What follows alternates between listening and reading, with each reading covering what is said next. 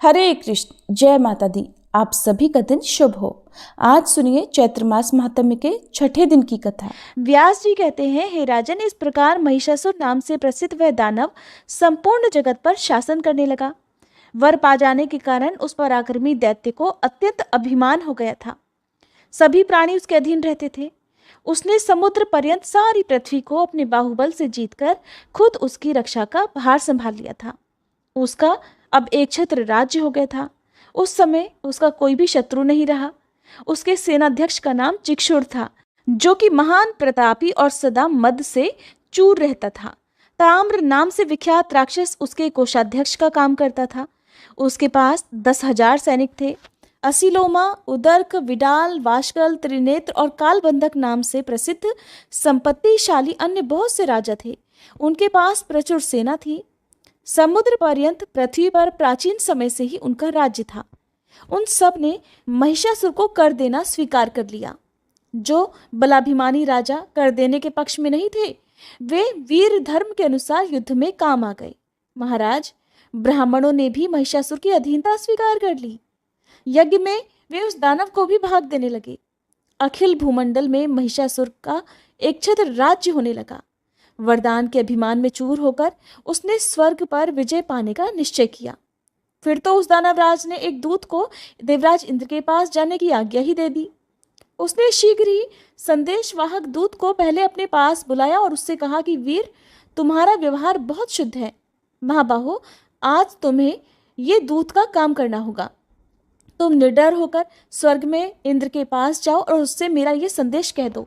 जाकर उससे कहना कि देवराज इंद्र स्वर्ग छोड़कर जहां भी जी चाहे अभी चले जाओ, और अगर रहना है तो महामना महिषासुर के सेवक बनकर रह सकते हो।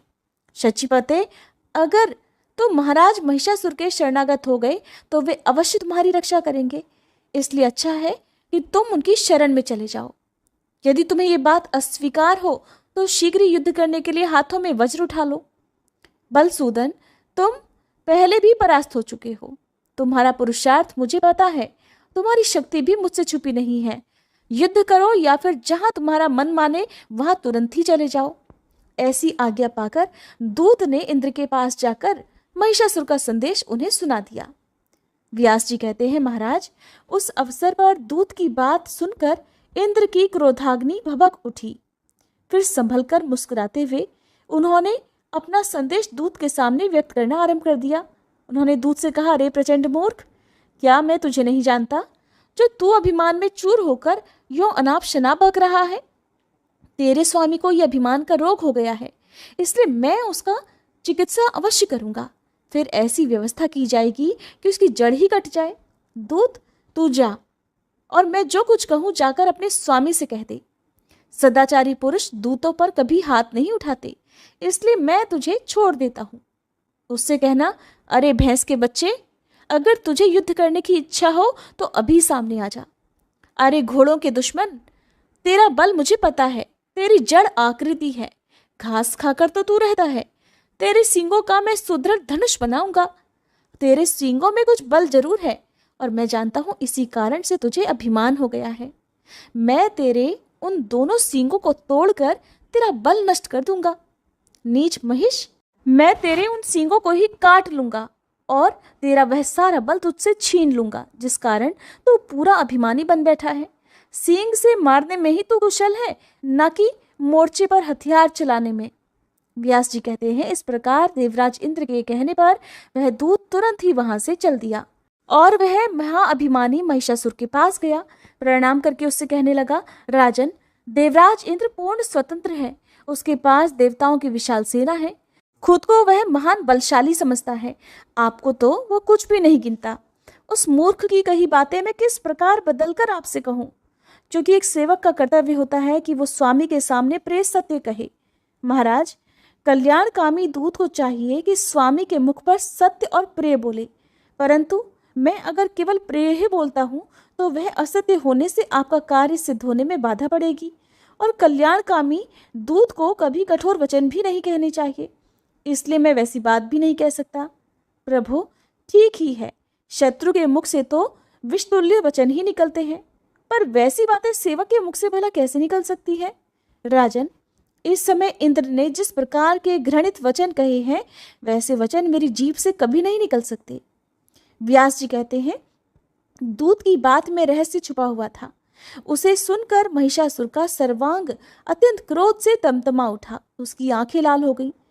वह दैत्यों को बुलाकर उनसे कहने लगा, महाभाग दैत्यों, वह देवराज युद्ध करना चाहता है। तुम लोग भलीभांति बल प्रयोग करके उस नीच शत्रु को परास्त कर दो। मेरे सामने दूसरा कौन शूरवीर कहला सकता है?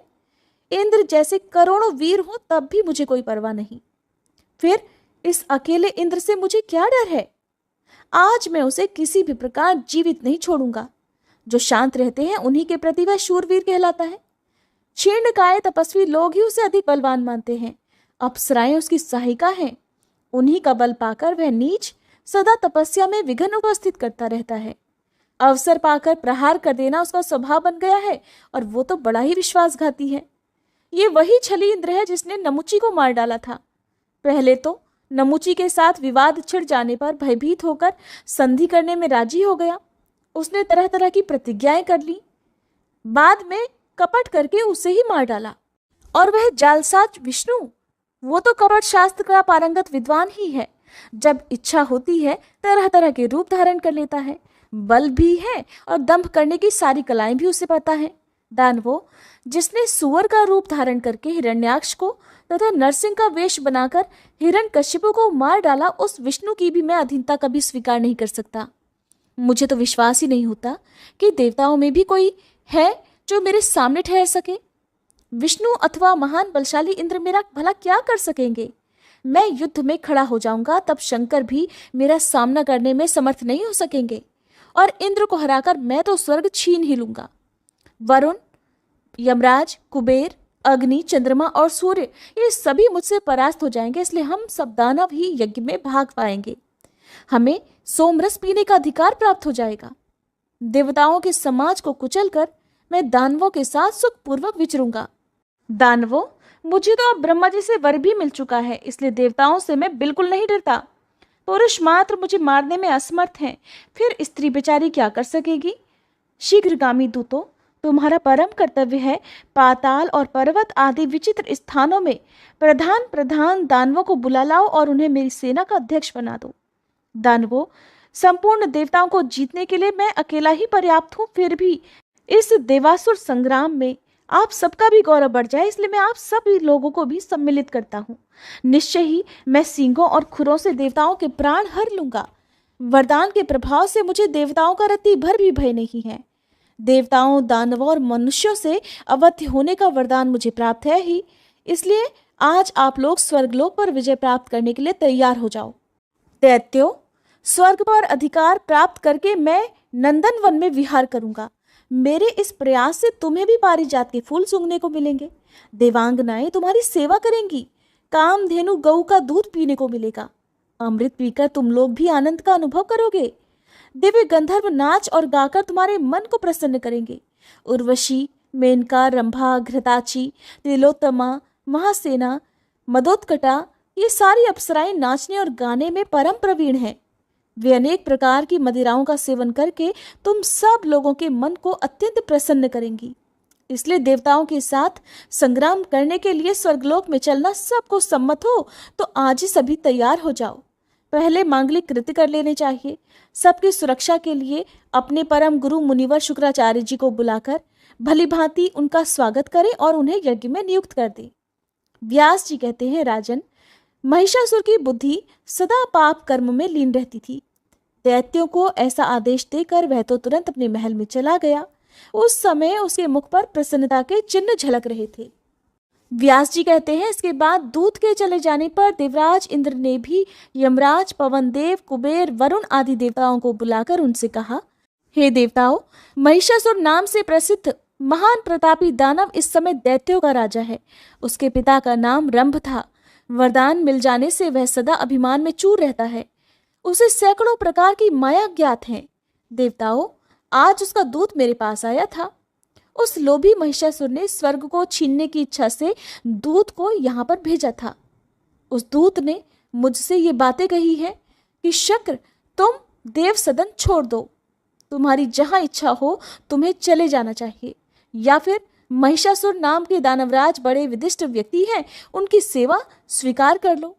वे बड़े दयालु राजा हैं, तुम्हारे भरण पोषण की उचित व्यवस्था कर देंगे और जो उनकी परिचर्या में लगे रहते हैं उन पर वे कभी क्रोध भी नहीं करते। अगर ये बातें स्वीकार ना हो तो खुद युद्ध करने के लिए सेना की तैयारी में लग जाओ। मेरे वहां जाने पर दानवराज महिषासुर तुरंत तुम पर चढ़ाई कर देंगे। देवताओं, महिषासुर इस तरह महान नीच प्रकृति का दानव है। उसका दूत मुझसे ये सारी बातें कहकर चला गया है, इसलिए हम लोगों को अब क्या करना चाहिए इस विषय पर आप लोग विचार कीजिए। देवताओं, बलवान पुरुष को चाहिए कि वो कभी किसी दुर्बल शत्रु की भी उपेक्षा ना करे, विशेषकर जो अपने बल का अभिमान रखते हों। उन बलशाली पुरुषों को तो सदा ही उद्योगी बने रहना चाहिए, बुद्धि और बल के अनुसार निरंतर प्रयास में लगे रहना चाहिए। हार और जीत तो प्रारब्ध के अधीन है, उसको कोई नहीं टाल सकता। इस समय उनसे मैत्री कर लेना भी ठीक नहीं, क्योंकि महिषासुर बहुत दुष्ट है। उसके मित्र बन जाने पर भी कोई प्रयोजन सिद्ध नहीं हो सकता। आप लोग उत्तम विचारशील हैं, इसलिए इस विषय पर बारंबार विचार कीजिए। अचानक अभी उस पर चढ़ाई कर दी जाए ये भी ठीक नहीं। बड़ी आसानी से प्रवेश करने में कुशल शीघ्रगामी गुप्तचर पहले वहां भेज दिए जाएं। गुप्तचर ऐसे होने चाहिए जो शत्रु के अभिप्राय को पूरा पूरा समझ सकें, किसी के साथ अधिक प्रेम न रखें, किसी प्रलोभन में न पड़े और सत्यवादी हों। यथार्थ रूप से शत्रु की सेना की संख्या और उसका सारा रहस्य जानकर फिर चढ़ाई करना उचित रहेगा। उसकी सेना में कितने कैसे वीर हैं, गुप्तचर उनकी संख्या आदि का पूरा ज्ञान प्राप्त करके शीघ्रता से वापस लौट आए। उनके द्वारा महिषासुर तथा उसकी सेना के बल को जान लेने के बाद हम लोग तुरंत धावा बोलने या शक्ति संग्रह करने के प्रबंध में लग जाएंगे। बुद्धिमान पुरुष को सदा विचार करके ही कोई काम करना चाहिए। अचानक किए हुए कार्य से सर्वथा दुखी होने की संभावना बनी रहती है, इसलिए पंडित जन भलीभांति सोच समझकर सुखप्रद कर्म में ही हाथ डाला करते हैं।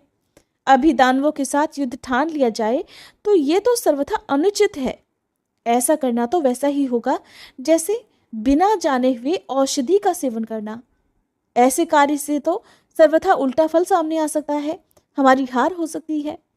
व्यास जी कहते हैं, राजन, उपस्थित देवताओं के साथ इस प्रकार बातचीत करके और शत्रु का अभिप्राय जानने के लिए देवराज इंद्र ने कार्यकुशल निपुण गुप्तचर को जाने की आज्ञा दे दी। वह दूत तुरंत चला गया और सारे भेद जानकर इंद्र के पास लौट आया। उसने महिषासुर की सेना का जो बल था उसकी संपूर्ण सूचना देवराज को दे दी। दानव पक्ष की सैनिक तैयारी की जानकारी प्राप्त होने पर देवराज इंद्र अत्यंत आश्चर्य में पड़ गए। उन्होंने तुरंत देवताओं को आज्ञा दी। देवता गए और मंत्र वेताओं में श्रेष्ठ पुरोधा बृहस्पति जी को बुला लाए। उनके साथ परामर्श होने लगा। अंगिरा नंदन बृहस्पति जी जब उत्तम आसन पर बैठ गए तब देवराज ने उनसे कहा, हे विद्वन, आप देवताओं के गुरु हैं, इस अवसर पर हमें क्या करना चाहिए अब ये बताने की कृपा कीजिए। आप सर्व के पुरुष हैं, इस कठिन परिस्थिति से केवल आप ही हमें उबार सकते हैं। आज महिषासुर नामक दानव बहुत से दैत्यों को साथ लेकर युद्ध करने के लिए स्वर्गलोक पर आ रहा है। उसमें अथाह बल है, वो अभिमान में मत्त रहता है। आप मंत्रज्ञ पुरुष हैं, इस अवसर पर कोई ऐसा कार्य कीजिए जिससे उसकी शक्ति कुंठित हो जाए। जैसे दानवों के पक्ष में शुक्राचार्य हैं, वैसे ही हमारे पक्ष के विघ्न शांत करने वाले आप हैं। आप सर्वदा श्रेष्ठ सम्मति दिया करते हैं। व्यास जी कहते हैं, देवराज इंद्र की बात सुनकर बृहस्पति जी उनसे कहने लगे, मन में खूब सोच समझकर किसी भी कार्य में तत्पर होना उनका स्वाभाविक गुण था। बृहस्पति जी बोले, देवराज, शांत रहो, इस समय धैर्य रखना परम आवश्यक है। दुख की घड़ी सामने आने पर तुरंत धैर्य कभी नहीं छोड़ देना चाहिए। देवेंद्र, हार और जीत तो सदा ही दैव पर निर्भर है, इसलिए बुद्धिमान पुरुष का कर्तव्य है कि सदा ही धैर्य का आश्रय लेकर अपने स्थान से विचलित ना हो। देवराज, होनी तो होकर ही रहती है, इस बात पर पूरी आस्था रखनी चाहिए। हाँ, मनुष्य अपनी शक्ति के अनुसार उद्यम करने में सर्वथा तत्पर रहे। वीतराग मुनिगण भी तो मुक्ति पाने के लिए निरंतर उद्यमशील रहते हैं, तपस्या में लीन रहते हैं। इसलिए निर्धारित नीति के अनुसार सदा ही कार्य में लगे रहना परम आवश्यक है। सुख मिले या ना मिले इस विषय में चिंता की कोई आवश्यकता नहीं, क्योंकि सुख और दुख तो दैव पर ही निर्भर है। कभी कभी बिना पुरुषार्थ किए भी किसी कार्य में सफलता मिल जाती है, किंतु इस बात को लक्ष्य करके अंधे और पंगु की तरह अकर्मण्य होकर पड़े रहना अर्थात बिना कर्म किए पड़े रहना बिल्कुल भी उचित नहीं। हाँ, अगर पुरुषार्थ करने पर सिद्धि ना मिल सके तो इसमें वह बिल्कुल निर्दोष है। व्यास जी कहते हैं, देवगुरु बृहस्पति का कथन सुनकर देवराज इंद्र ने उनसे फिर से कहा कि मैं महिषासुर को मारने के लिए युद्ध की तैयारी अवश्य करूंगा, क्योंकि निरधम हो जाने पर राज्य, सुख और यश इनका मिलना असंभव है। मुनिवर, प्रयास करने से ही मेरे द्वारा वृत्तासुर और नमुची काल के ग्रास बनाए गए, इसी प्रकार मैं इस महिषासुर को भी मार डालूंगा। आप देवगुरु बृहस्पति का तथा श्रेष्ठ आयुध वज्र का बल मुझे प्राप्त है। भगवान विष्णु तथा उमापति शंकर जी भी अवश्य मेरी सहायता करेंगे। मुनिवर, सम्मान प्रदान करना और दूसरे का कार्य साधना आपका स्वभाव ही है। मैं सैनिकों को लेकर महिषासुर पर चढ़ाई करने के लिए बिल्कुल तैयार हूँ। आप मेरे कल्याण के लिए रक्षोम्न मंत्र का जप करने की कृपा करें।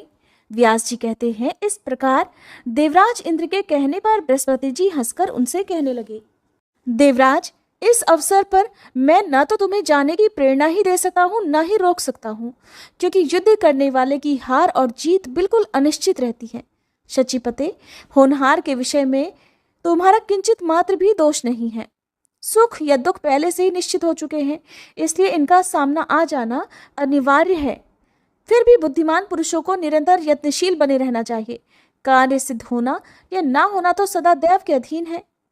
व्यास जी कहते हैं, शचीपति इंद्र बृहस्पति जी के सार गर्भित सत्य वचन सुनकर ब्रह्मा जी की शरण में गए और उन्हें प्रणाम करके बोले, पितामह, आप संपूर्ण देवताओं के अध्यक्ष हैं।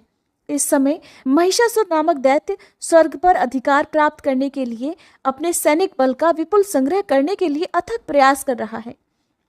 अन्य जितने भी दानव हैं, सबके सब महिषासुर की सेना में शामिल हो गए हैं। वे सभी युद्ध करने के लिए तत्पर, महान पराक्रमी और युद्ध की कला के विशेषज्ञ हैं। महाप्राज्ञ, महिषासुर के भय से अत्यंत घबराकर अब मैं आपकी शरण में आया हूँ। आपसे तो कोई भी बात छुपी नहीं है, इसलिए आप मेरी सहायता करने की कृपा कीजिए। ब्रह्मा जी कहने लगे, इस समय हम सब लोग कैलाश पर्वत पर चलते हैं। भगवान शंकर और अपार बलशाली श्री विष्णु को अगुआ बनाकर युद्ध का कार्यक्रम निश्चित किया जाए। सभी देवताओं के साथ बैठकर देश और काल के संबंध में भली भांति विचार करके फिर युद्ध करना उचित रहेगा। मूर्खतावश बलाबल का विचार किए बिना ही सहसा कार्य करने वाले मनुष्य का पतन हो जाता है। व्यास जी कहते हैं, देवराज इंद्र ने ब्रह्मा जी की बात सुनकर उन्हें अपना अग्रणी बनाया और लोकपालों को साथ लेकर वे कैलाश पर्वत के लिए चल पड़े। वहां पहुंचकर वैदिक मंत्रों के द्वारा वे भगवान महेश्वर की स्तुति करने लगे। व्यास जी कहते हैं कि देवराज इंद्र ने ब्रह्मा जी की बात सुनकर उन्हें अपना अग्रणी बनाया और लोकपालों को साथ लेकर वे कैलाश के लिए चल पड़े। वहां पहुंचकर वैदिक मंत्रों के द्वारा वे भगवान महेश्वर की स्तुति करने लगे। शंकर जी के प्रसन्न हो जाने पर उन्हें अपना अग्रगामी बनाकर सबने श्री विष्णु लोक के लिए प्रस्थान किया। बैकुंठ में पहुंचकर स्तुति करने के बाद देवाधिदेव भगवान श्री हरि से अपने आने का उद्देश्य बतलाया और कहा, हे प्रभु, वर पा जाने के कारण महिषासुर में असीम अभिमान आ गया है। उसके महान भय से मैं व्याकुल हो रहा हूँ। देवराज इंद्र के भय की बात सुनकर भगवान विष्णु ने उपस्थित श्री ब्रह्मादि देवताओं से कहा कि हम लोगों का महिषासुर के साथ दुर्जय संग्राम हो और उसमें वह दानव काम आ जाए। व्यास जी कहते हैं, ऐसा कार्यक्रम निश्चित करके श्री ब्रह्मा, विष्णु और शंकर जी प्रभृति सभी प्रधान देवता अपने अपने वाहनों पर सवार होकर युद्ध के लिए चल पड़े। ब्रह्मा जी हंस पर बैठे, भगवान विष्णु के वाहन गरुड़ हुए, शंकर जी वृषभ पर सवार हुए, देवराज इंद्र ने ऐरावत हाथी की पीठ पर आसन जमा लिया, स्वामी कार्तिकेय जी मोर पर चढ़े और यमराज ने भैंस की सवारी की। अपने सैनिक बल को संभालकर जैसे ही ये सभी देवता आगे बढ़े कि तुरंत महिषासुर के द्वारा सुरक्षित मदोन्मत्त दानवी सेना सामने मिल गई। फिर तो वहीं देवताओं और दानवों की सेना में भयंकर युद्ध आरंभ हो गया। तरह तरह के भयंकर अस्त्र शस्त्र लेकर वे परस्पर एक दूसरे को मारने काटने लगे। महिषासुर के सेनाध्यक्ष महाबली चिक्षुर ने हाथी पर बैठकर 5 बाणों से इंद्र को मारा। देवराज भी तुरंत उसके प्रतिकार में लग गए। उन्होंने अपने बाणों से चिक्षुर के बाण काट डाले। साथ ही अर्धचंद्र संज्ञक बाण से उसकी छाती में भी चोट पहुंचाई। उस बाण से व्यथित हो जाने के कारण महिषासुर का सेनानायक चिक्षुर हाथी पर बैठे बैठे ही मूर्छित हो गया। इसके बाद देवराज इंद्र ने हाथी की सूंड पर वज्र से प्रहार किया। वज्र लगते ही हाथी की सूंड कट गई और उसके प्राण पखेरु उड़ गए। उसकी सेना में भगदड़ मच गई। ये देखकर दानवराज महिषासुर क्रोध से तमतमा उठा। उसने विडाल नामक पराक्रमी दानव से कहा, महाबाहो, तुम बड़े शूरवीर हो। इंद्र को अपने बल का अभिमान हो गया है। तुम जाओ और उसे परास्त कर दो। वरुण प्रभृति अन्य जितने भी देवता हैं उन्हें मारकर मेरे पास लौट कर आना। व्यास जी कहते हैं, विडाल असीम बलशाली और वीर था। महिषासुर की बात सुनकर वह मतवाले हाथी पर सवार हुआ और देवराज इंद्र के साथ युद्ध करने चल दिया। उसे आते हुए देखकर देवराज इंद्र ने विषधर सर्प की तुलना करने वाले बाणों से विडाल पर प्रहार करना शुरू कर दिया। विडाल ने भी तुरंत अपने धनुष से छूटे हुए बाणों द्वारा इंद्र के बाण काट डाले। साथ ही 50 बाणों से इंद्र को चोट पहुंचाई। जिस प्रकार विडाल के प्रयास से देवराज के बाण कट गए थे, वैसे ही उन्होंने भी उसके बाण काट गिराए। इसके बाद देवराज इंद्र ने सर्प समान तीखे बाणों से क्रोधपूर्वक विडाल को मारना आरंभ कर दिया। उस दानव ने इस बार भी अपने धनुष से छूटे हुए बाणों से देवराज के बाणों को काट दिया। तब इंद्र ने विडाल के हाथी की सूंड पर गदा से प्रहार किया। गदा लगते ही सूंड धड़ से अलग हो गई। फिर तो वह हाथी बार बार चिंघाड़ने लगा और पीछे मुड़कर अपनी दानवी सेना को ही कुचलने लगा। अब सैनिक भय से घबरा उठे। हाथी युद्ध भूमि से भाग गया। यह देखकर विडाल तुरंत एक सुंदर रथ पर बैठ गया और युद्ध के मैदान में देवताओं के सामने आकर डट गया। इंद्र ने देखा कि विडाल रथ पर सवार होकर फिर आधमका है। तब वे अपने विषैले तीखे बाण उस पर छोड़ने लगे। महाबली विडाल ने भी लगातार बाण वर्षा आरंभ कर दी। इस प्रकार देवराज इंद्र और विडाल दोनों का महाभयंकर युद्ध होने लगा। वे दोनों अपने अपने पक्ष की विजय चाहते थे। उस समय क्रोध के कारण इंद्र की इंद्रियां विचलित हो उठी थी। उन्होंने विडाल को विशेष बलवान देखकर जयंत को अपना अग्रणी बनाया और वे दानव के साथ लड़ने लगे। जयंत ने अपने चमकीले 5 बाण धनुष पर चढ़ाकर बलपूर्वक खींचे और उनसे मतवाले विडाल की छाती में गहरी चोट पहुंचाई। बाणों के लगते ही विडाल गिरने लगा। इतने में ही उसके सारथी ने उसे रथ पर संभाल लिया और तुरंत रथ लेकर वह युद्ध भूमि से बाहर निकल गया। विडाल के मूर्छित होकर युद्ध के मैदान से चले जाने पर देवसेना में विजय घोषणा आरंभ हो गई। विजय की दुंदुभियां बजने लगी। देवताओं के मुख से निकली हुई विजय घोषणा सुनकर महिषासुर का क्रोध फिर से उमड़ आया। उसी क्षण शत्रु के अभिमान को चूर्ण करने वाले ताम्र नामक दानव को उसने भेजा। आज्ञा पाकर ताम्र बहुत से सैनिकों के साथ युद्ध के मैदान में आया और इस प्रकार बाण बरसाने लगा मानो मेघ समुद्र में जल उड़ेल रहा हो। उस समय वरुण पाश लेकर तथा यमराज दंड हाथ में लिए हुए भैंसे पर सवार होकर दानवी सेना पर टूट पड़े। फिर तो देवता और दानव दोनों में रोमांचकारी युद्ध छिड़ गया। यमराज के द्वारा फेंके हुए दंड से महाबाहु ताम्र घायल हो गया। फिर भी युद्ध भूमि से उसके पैर एक कदम भी पीछे नहीं हटे। युद्ध मैदान में डटे रहकर ही उसने बड़ी तेजी से धनुष खींचा और तीखे बाणों का प्रयोग करके इंद्र आदि देवताओं को मारना आरंभ कर दिया। देखकर देवताओं को भी असीम क्रोध हो आया। वे अपने दिव्य बाणों से दानवों को मारने और ठहरो ठहरो कहकर गरजने लगे। उनकी मार पड़ने पर युद्ध भूमि में ताम्र मूर्छित हो गया। अब तो दानव सैनिक बड़े जोर जोर से हाहाकार मचाने लगे। भय से उन सब का हृदय थर्रा उठा। व्यास जी कहते हैं, ताम्र नामक दैत्य के मूर्छित हो जाने पर महिषासुर ने कुपित होकर विशाल गदा उठाई और वह खुद देवताओं पर टूट पड़ा। देवताओं ठहरो, तुम सब लोगों को आज मैं गदा से चूर्ण किए देता हूँ। तुम सदा से ही निर्बल हो। जहां कहीं भी इच्छानुसार बलि खा लेना तुम्हारा स्वाभाविक काम है। ऐसा कहकर अभिमान से चूर रहने वाला महिषासुर देवराज इंद्र के पास पहुंच गया। देवराज इंद्र ऐरावत हाथी पर बैठे हुए थे। महाबाहु महिषासुर ने उनके कंधे पर गदा से चोट पहुंचाई। इंद्र भी सावधान थे। उन्होंने अपने भयंकर वज्र से दानव की गदा तुरंत काट डाली। फिर महिषासुर को मारने के लिए बड़ी तेजी से वे आगे बढ़े। महिषासुर भी कम नहीं था। उसने तुरंत चमचमाती हुई तलवार हाथ में ले ली। महान पराक्रमी इंद्र अब सामने पहुंच चुके थे। आगे बढ़कर उस दैत्य ने उन पर तलवार चलाना आरंभ कर दिया। फिर तो दोनों में संपूर्ण प्राणियों को भयभीत करने वाला रोमांचकारी युद्ध ठन गया। तरह तरह के अस्त्र शस्त्रों का प्रयोग करके वे लड़ रहे थे। उस समय शंबरासुर ने एक ऐसी माया का आविष्कार कर लिया था जिसमें संपूर्ण जगत को नष्ट कर देने की शक्ति थी तथा मुनि भी जिसके चक्कर में पड़ जाते थे। महिषासुर ने बड़ी तेजी से उसी माया का प्रयोग किया। उस विचित्र माया के प्रभाव से वहां एक ही साथ करोड़ों महिषासुर प्रकट हो गए। रूप और पराक्रम में सभी एक समान दिखाई देते थे। सबकी भुजाएं आयुधों से सुसज्जित थी और वे देवताओं की सेना पर प्रहार कर रहे थे। ऐसी स्थिति में दैत्य द्वारा रची गई उस मोहकारी माया की भीषण रचना देखकर इंद्र के मन में भय के कारण अत्यंत घबराहट हो गई। वरुण, कुबेर, यमराज, अग्नि, सूर्य और चंद्रमा, इन सब के मन में भी महान त्रास छा गया। अपनी विचार शक्ति खोकर ये सभी देवता युद्ध के मैदान से भाग चले। तब उन्होंने दूर जाकर श्री ब्रह्मा, विष्णु और शंकर जी का चिंतन किया।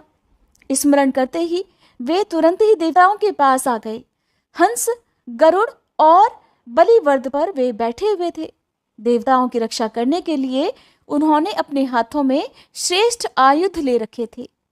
मोह उत्पन्न करने वाली उस आसुरी माया को देखकर भगवान विष्णु ने अपना प्रज्वलित सुदर्शन चक्र चलाया।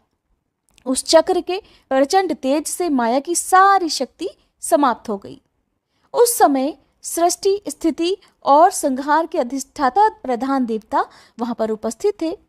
महिषासुर ने उन्हें देखकर युद्ध की इच्छा से परिघ उठा लिया और बड़ी तेजी से आगे बढ़ा। महान बलशाली महिषासुर, उसका सेनाध्यक्ष चिक्षुर, उग्रवीर, असिलोमा, त्रिनेत्र आदि ये दानव तथा इनके अलावा भी बहुत से दैत्य युद्ध करने के विचार से निकल पड़े। सभी कवच पहने हुए थे। भुजाएं धनुष से सुशोभित थीं। वे मतवाले होकर रथ पर बैठे हुए थे। उन्होंने संपूर्ण देवताओं को इस प्रकार घेर लिया मानो सियार सुकोमल बछड़ों को घेर कर खड़े हुए हों। इसके बाद वे सभी दानव मदांध होकर देवताओं पर बाण बरसाने लगे। देवताओं द्वारा भी उसी प्रकार की बाण वर्षा आरंभ हो गई। एक दूसरे को मारने के लिए वे सब पर्याप्त प्रयास कर रहे थे। इसके बाद भगवान विष्णु के तथा शंकर जी के साथ महिषासुर तथा उसके पक्ष के दानवों का भयंकर युद्ध हुआ और कुछ समय के बाद सर्वा के भगवान विष्णु, शंकर जी तथा ब्रह्मा जी अपने अपने लोकों को लौट गए। महाबली इंद्र हाथ में वज्र लेकर युद्ध के मैदान में डटे हुए थे। वरुण हाथ में शक्ति लेकर युद्ध में देवराज का साथ दे रहे थे।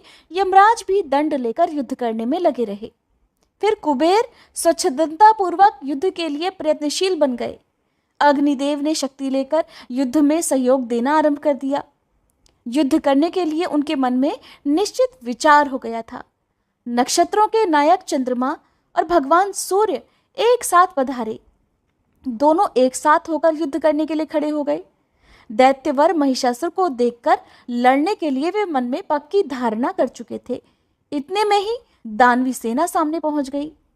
प्रत्येक सैनिक क्रोध में भरकर बाण बरसाने में तत्पर था और वे बाण ऐसे लग रहे थे मानो क्रूर सर्प हों। सेना के बीच वह दानवराज भैंसे के रूप में उपस्थित था। दोनों दल के सैनिकों द्वारा भीषण गर्जना आरंभ हो गई और देवताओं तथा दानवों की सेना में अत्यंत भयंकर संग्राम मच गया। उस समय उनके धनुष टंकारने और ताल ठोकने से ऐसी आवाज निकल रही थी मानो बादल गरज रहे हों। महाबली महिषासुर अभिमान में चूर था। उसने सींगों से पर्वत के शिखरों को फेंकना आरंभ कर दिया। उसके फेंके हुए पत्थरों से देवता घायल हो उठे थे। वह दैत्य बड़ा ही अद्भुत प्राणी था। उसके सर्वांग में क्रोध छाया हुआ था। उसके खुरों के आघात से तथा पूंछ के घुमाने से बहुत से देवताओं को उसने मार डाला। तब लड़ने के लिए जितने देवता और गंधर्व वहां पर एकत्रित थे वे सभी अत्यंत डर गए। महिषासुर के इस पराक्रम को देखकर देवराज इंद्र के पैर भी उखड़ने लगे। वे युद्धभूमि से निकलकर भाग चले। शचीपति इंद्र के भाग जाने पर वरुण, कुबेर और यमराज सभी भय से घबराकर विचलित हो गए। सम्यक प्रकार से विजय मानकर महिषासुर अब अपने महल के लिए प्रस्थान कर गया। महिषासुर ने इंद्र के ऐरावत हाथी तथा कामधेनु गऊ और उच्च श्रवा घोड़े को अपने अधिकार में कर लिया। फिर उसके मन में आया कि सेना को साथ लेकर मैं इसी क्षण स्वर्ग पर चढ़ाई कर दूं। उस समय देवतागण भय से कातर होकर इधर उधर छुपे हुए थे। पूरा देव सदन खाली पड़ा हुआ था। महिषासुर ने तुरंत वहां पहुंचकर अपना अधिकार जमा लिया। उसने स्वयं देवराज के दिव्य आसन पर बैठने की व्यवस्था कर ली। देवताओं के स्थानों पर दानवों के बैठने का प्रबंध कर लिया। इस प्रकार पूरे 100 वर्षों तक अत्यंत भयंकर युद्ध करने के बाद महाभिमानी महिषासुर इंद्र का पद प्राप्त करने में सफल हो गया। उसके इस भीषण प्रयास से संपूर्ण देवता स्वर्ग छोड़कर पर्वत की गुफाओं में वर्षों तक भटकते रहे। इस भयानक स्थिति में उन्हें महान दुख भोगने पड़े।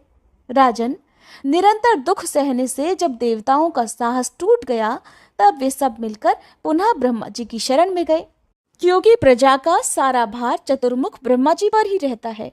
उनका रूप राजसिक है। उस समय कमल के आसन पर विराजमान होकर वे वेद का निर्माण कर रहे थे। उन्हीं के विग्रह से प्रकट हुए मरीचि आदि प्रमुख मुनिगण, जो संपूर्ण वेदों के पारगामी और शांत स्वभाव हैं, वे सभी उनकी सेवा में उपस्थित थे। सिद्ध, चारण, गंधर्व, किन्नर, पन्नग और उरग सब के सब उन देवाधिदेव जगतगुरु की स्तुति में संलग्न थे। देवतागण बोले, संपूर्ण दुख दूर करने वाले पद्म योनि है ब्रह्मा जी। इस समय सभी देवता संग्राम में दानवराज महिषासुर से परास्त होकर पर्वत की गुफाओं में छुपे हुए हैं। स्थान से च्युत हो जाने के कारण, अर्थात अपना स्थान त्यागने के कारण, उन्हें महान कष्ट भोगना पड़ रहा है। हमारी ऐसी दयनीय दशा देखकर भी आप दया नहीं करते? ये कैसी विचित्र बात है ब्रह्मा जी। सैकड़ों अपराध करने भी शरण में आए हुए पुत्रों को क्या निर्लोपी पिता त्याग कर उनकी अधोगति में पड़े रहना स्वीकार कर सकता है? कदापि नहीं। आज दैत्यों के सताए जाने पर हम सभी देवता दीनता पूर्वक आपकी शरण में आए हैं और अब भी आपकी उपेक्षा दृष्टि हो रही है। इस समय महिषासुर स्वर्ग और भूमंडल का राज्य भोग रहा है। ब्राह्मणों द्वारा यज्ञों में सर्वोत्तम भाग उसी को मिल रहा है। देव वृक्षों में श्रेष्ठ पारिजात के पुष्प उसे सेवन के लिए सुलभ हो रहे हैं। यहाँ तक कि वह नीच समुद्र की अटूट निधि कामधेनु गऊ से भी स्वयं लाभ उठा रहा है। देवेश, हम कहाँ तक वर्णन करें? आप तो सर्वज्ञान संपन्न हैं। महिषासुर का सारा वृतांत तो आपको पता ही है। इसलिए हे प्रभु, हम सभी आपके चरणों में मस्तक झुकाए हैं। विभो, महिषासुर अवश्य ही महान नीच है। उसके द्वारा निरंतर घृणित चेष्टाएं होती रहती हैं। तरह तरह के निंदित कर्मों में वह रत है। जहाँ कहीं भी देवता जाते हैं, वहीं वह उन्हें कष्ट पहुंचाता रहता है। हे देवेश, हम सब देवताओं के तो आप ही रक्षक हैं। हमें कल्याण के भागी बनाने की कृपा करें। आप संपूर्ण देवताओं में श्रेष्ठ हैं। सबकी सृष्टि आप पर ही निर्भर है। आप आदि पुरुष और मंगलमय हैं। आप में अनंत तेज निहित है। हे ब्रह्मा जी, सबको शांति प्रदान करना आपका ही स्वभाव है। हम सभी देवता प्रज्वलित दावानल जैसे संताप से दुखी हैं। अगर आप हमारे शरण्य नहीं बनते तो भला आप जैसे सर्वसमर्थ प्रभु को छोड़कर हम दूसरे किसकी शरण में जाएं? व्यास जी कहते हैं, इस प्रकार स्तुति करके संपूर्ण देवता हाथ जोड़कर प्रजापति ब्रह्मा जी को प्रणाम करने लगे। उनके मुख पर उस समय अत्यंत उदासी छाई हुई थी। उस समय उन्हें अपार कष्ट का अनुभव हो रहा था। उन्हें दुखी देखकर लोक पितामह श्री ब्रह्मा जी मधुरवाणी में मानो देवताओं को सुख पहुंचाते हुए इस प्रकार कहने लगे। श्री ब्रह्मा जी ने जो कुछ भी कहा उसका वर्णन आप अगले अध्याय में सुनिएगा। उम्मीद है आज की ये वीडियो आपको पसंद आई होगी। वीडियो अच्छी लगी हो तो प्लीज़ लाइक जरूर कीजिएगा।